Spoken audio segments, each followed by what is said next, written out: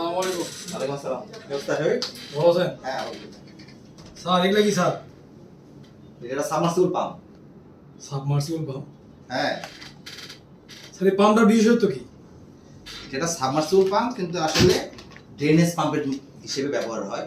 এই পাম্পটা এটা মজার একটা পাম্প। এই পাম্পটা পুকুরের পানি এক জায়গা থেকে আরেক জায়গায় দেওয়ার জন্য, বাসায় ছোট ছোট নার্সিং যারা করে সেই পানি গাছে পানিগুলো দেওয়ার জন্য, তারপরে তুমি যে আমাদের যে রিজার্ভ ট্যাঙ্ক থাকে এই রিজার্ভ ট্যাঙ্কের পানিগুলা এক জায়গা থেকে আরেক জায়গায় দেওয়ার জন্য, এবং রিজার্ভ ট্যাঙ্কের যে রিজার্ভ পানিটাও থাকে 6-8 ইঞ্চি, এটা পর্যন্ত এটা পরিষ্কার করে ফেলবে এই পানি দিয়ে। একটা মজার জিনিস বলি, এই ড্রেনেজ পাম্পটা আমরা যেটা ব্যবহার করব সেটা হচ্ছে যে কারেন্ট বিল সাশ্রয় করার জন্য। কিরকম? এই একটা ড্রেনেজ পাম্প এটা 40 ওয়াট, একটা ড্রেনেজ পাম্প এটা হচ্ছে 60 ওয়াট। তো এটা যদি কোনো কারণে তুমি সারাদিন চালাও এবং 1 মাস ব্যাপী চালাও, তাহলে এটা দিয়ে সর্বোচ্চ 24 থেকে 25 টাকা তোমার কারেন্ট বিল আসবে। এত সাশ্রয়? খুব ভালো জিনিস একটা।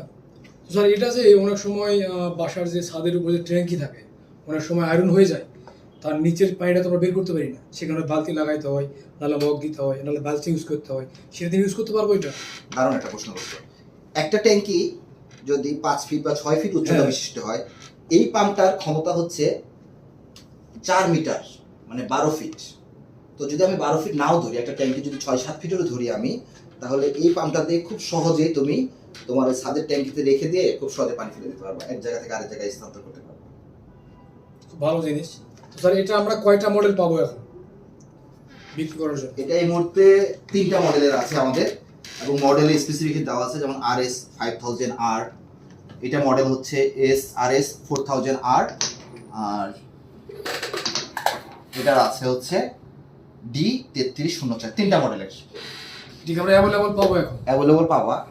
আর হচ্ছে এইটা দেখতে পাচ্ছ 3-4 ইঞ্চি মুখ দিয়ে পানি বাড়াবে, এটা দিয়ে ঘন্টায় 1500 লিটার পানি বাড়াবে। 1500 লিটার? আর এটা দিয়ে ঘন্টায় তুমি 4000 লিটার পানি পাবে। অনেক পানি। অনেক পানি। আরেকটা সিস্টেম আছে হাইড্রোফোনিক সিস্টেম, নাম শুনছো? না, এটা আমার শোনা নাই। হাইড্রোফোনিক সিস্টেম হচ্ছে একটা মজা, যে আমরা এখন ঢাকা শহরে যারা থেকে দেখা যায় মাটি যেটা প্রয়োজন এটা পাই না, তাহলে ছোট ছোট যে টব কিনতেছি, টবের মধ্যে আমরা যতটুকু মাটি থাকে এতটুকুই পাচ্ছি, কারণ অনেক মাটি নাই। তাহলে একটা গাছ তার নিউট্রিশন পাওয়ার জন্য যতটুকু পানি দরকার সেটা কিভাবে পাবে, সেটা এটাতে খুব সহজে করতে পারবে। তাহলে বোঝা যাচ্ছে যে আমার ছোটখাটো যে কাজের জন্য দৈনিক যে মোটরটা